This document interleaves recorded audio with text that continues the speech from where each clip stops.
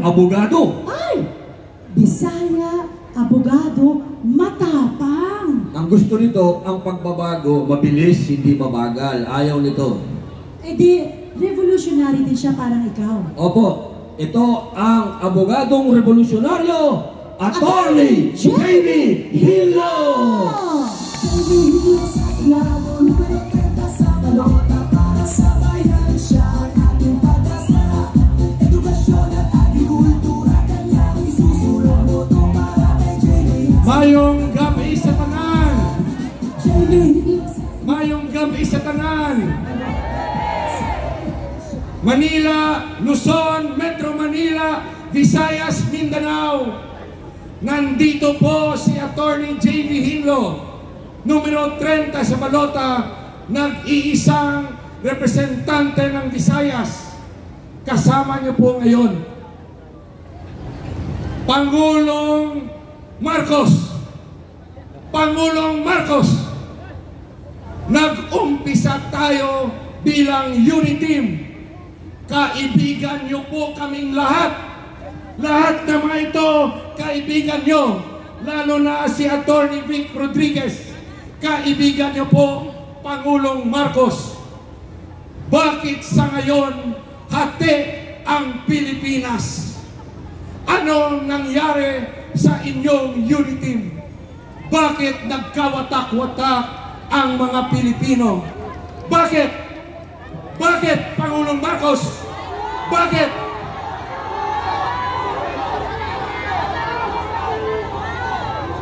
Pangulong Marcos, nung umpisa ng inyong termino, gusto ko po talagang tumulong sa iyo. Dala po ng senador ng Visayas ang sa tingin ko solusyon sa mga problema natin sa kahirapan, solusyon sa problema sa korupsyon. Naging commissioner po ako ng PACC. Alam ko po ang naging problema sa korupsyon. Nag-antay po ang PACC na kausapin nyo kami, ang Presidential Anti-Corruption Commission. Bakit po, Pangulong Marcos, bakit inabolish nyo ang PACC sa kauna-unahan mong executive order? Bakit po, Pangulong Marcos?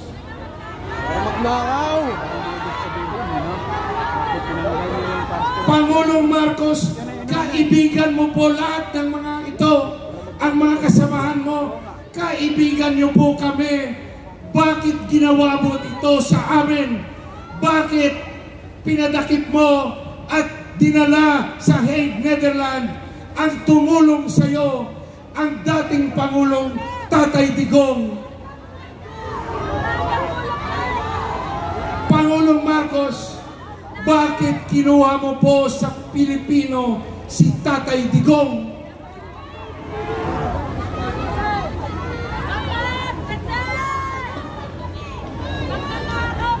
Pangulong Duterte, ang iyong kasangga sa Visayas na siyang tumulong na magkaroon ng first Mindanaoan President para sa Pilipinas. Naalala ko pa noong 2014, yung mga kasamahan ko sa PDP Laban, sabi nila, JV, Attorney Hilo, tulungan niyo po ang Mindanao. Pinabayaan po kami, wala pa po kaming presidente. Ako, si Attorney Hilo, kasama ng mga kaalyado natin sa Visayas at mga kaibigan sa Luzon, tumulong po kami sa Mindanao magkaroon ng kauna-unang presidente. Pangulong Marcos, bakit kinuha mo ang kauna-unang presidente ng Mindanao at dinala mo sa Netherlands para husgahan ng mga dayuhan? Bakit po, Pangulong Marcos?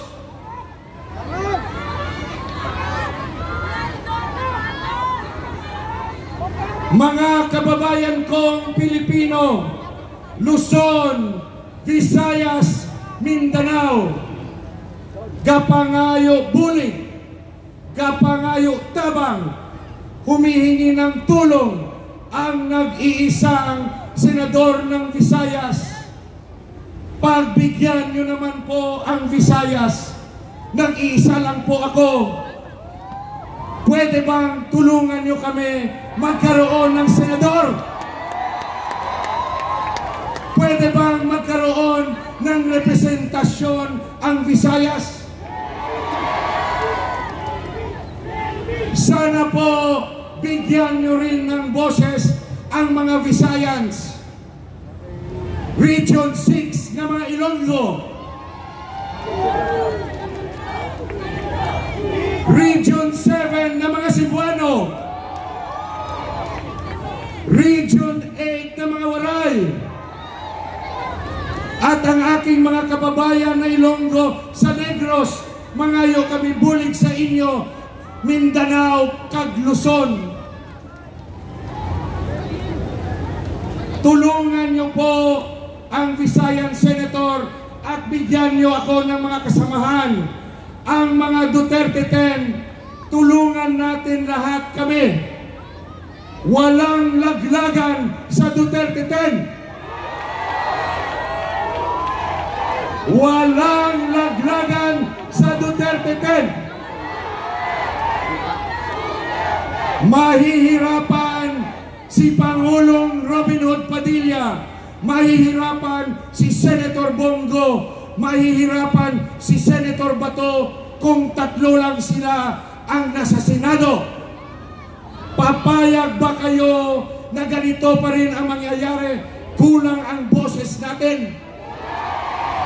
Kung gusto nyong marinig ng Malacanang ang boses natin, ang dating kaibigan ni Pangulong Marcos, tayo yun. Ayaw niya tayo pakinggan. Maririnig ang boses natin kung mananalo ang Duterte 10 ngayong Mayo 12, 2025. Duterte! Duterte! Duterte! Salamat, Pilipinas! Maraming salamat sa Senado, Atty. Jerry Hino! Wow! Yung susunod naman natin, Ilocano to. Ilocano.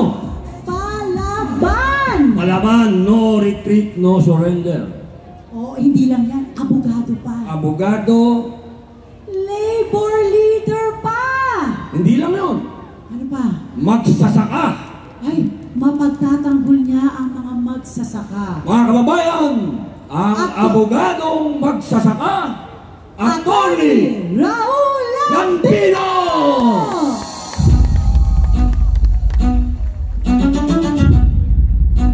Naimbag ka, Rabi! Kayamin! Mahusay na abogado ko, Atty. Lambino. Yan ang Atty. Raul Lambino. Attorney Raul Lambino. Atty. Raul Lambino.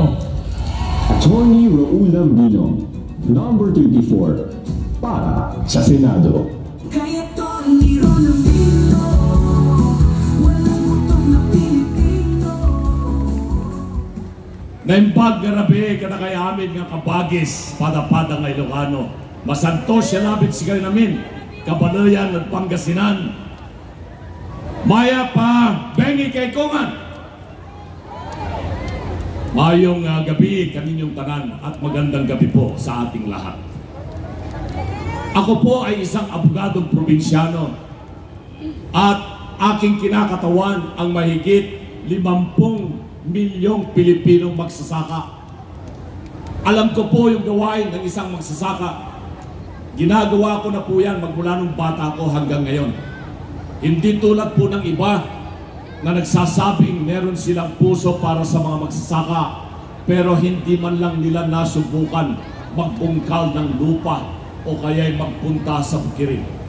Yan po yung aking buhay na ginagawa po ngayon. Kaya sa lahat po ng mga kapwa magsasaka sa buong Pilipinas, tayo po ang pinakamahirap na sektor sa buong Pilipinas. Ako po ang magiging boses po ninyo sa Senado. Mga kababayan, itong halalan na ito, 5 lang po ang dahilan kung bakit kailangan suportahan po natin ang Duterte. Nabanggit na po yung issue tungkol sa korupsyon. Nabanggit na rin po yung tungkol sa issue ng kalusugan.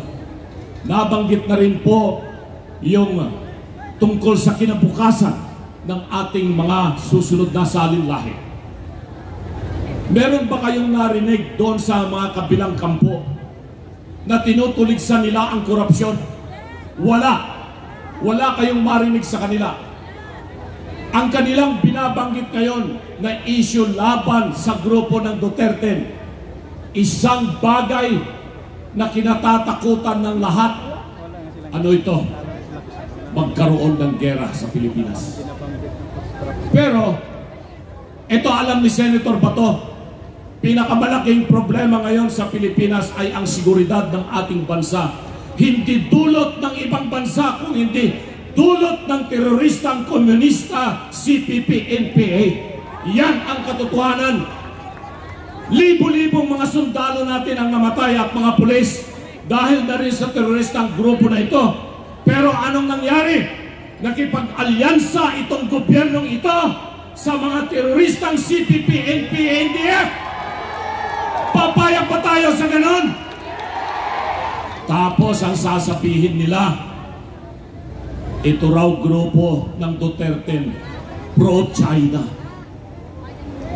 Pro-China ba tayo? Tayo ay pro-Pilipino, ayaw natin ng gera. Pero yan ang kanilang binabanggit ngayon dahil walang silang mai-issue sa atin. Ang katotohanan, gusto nilang lumala ang sitwasyon po dyan sa West Philippine Sea upang magkaroon ng transaksyon. Anong transaksyon to? Pipili tayo ng maraming armas sa ibang bansa. Pag merong transaksyon, may komisyon at kikita na naman sila dahil po dyan. Meron din silang pangako. Libre raw yung tertiary education. Ginawa na po yan ni Pangulong Duterte, di ba? Libre na po yung tertiary education. Tapos sasabihin nila, pangangalagaan daw nila yung mga overseas Filipino workers. Ginawa na rin po yan ng administrasyon. Meron na tayong Department of Migrant Workers. Pero ang hindi nila magawa, solusyonan yung mataas na presyo ng bilihin. Lalong-lalo na yung bigas. Dahil hanggang ngayon, importasyon pa rin ang gusto nila. Pag may importasyon, may transaksyon. Pag may transaksyon, may komisyon. Korupsyon po yan. At mamaya babanggitin niya ng mga ibang kandidato yung tungkol po dyan sa korupsyon. Ako po si Attorney Raul Lambino, hindi ko po pinangarap na maging senador. Hindi po ako nanaginip. Pero hindi ko po matanggihan yung sinabi ni Tatay Digong, kailangan ka sa Senado, Attorney Lambino, dahil gigipitin nila ang pamilya Duterte tulad ng ginawa nila kay Tatay Digong, tulad ng ginawa nila kay BP Sara. Pag nanalo pa muli ang mga kalyado ng administrasyon na ito, tutuluyan po nilang papaaresto si BP Inday Sara, tutuluyan nilang matanggal siya bilang pangalawang Pangulo para hindi na po siya maging Pangulo ng Pilipinas sa 2020. Payag pa tayo doon? Kailangan po hindi lamang 3 senador doon sa Senado. Kailangan natin itong 10 kandidato ng Duterte.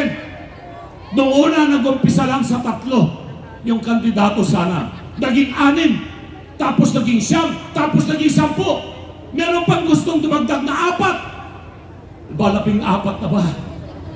Pero sa kabila, ubos na! ang yabang nila noong una, kami raw ay inutusan lang mag-deliver ng suka. Pero anong nangyari? Naglagasan na yung kanilang mga kasama. Kulang na silang 12. 10 na lang yata sila o kaya 9 na lang yata. Ay mag-ialisan na po yan. Pero ang Duterte, buong buo dahil po sa inyong lahat. At huling pakiusap ko po sa inyo dahil alam ko lahat po kayo rito, ay boboto sa Duterte. Hindi lamang po pagboto ang obligasyon po ninyo. Ikampanya po nyo kami sa lahat ng ating mga kababayan. Itong nalalabing 2 araw, importante pong manalo ang Duterte sa Senado. Maraming salamat. Mabuhay ang sambayanang Pilipino. Kaya't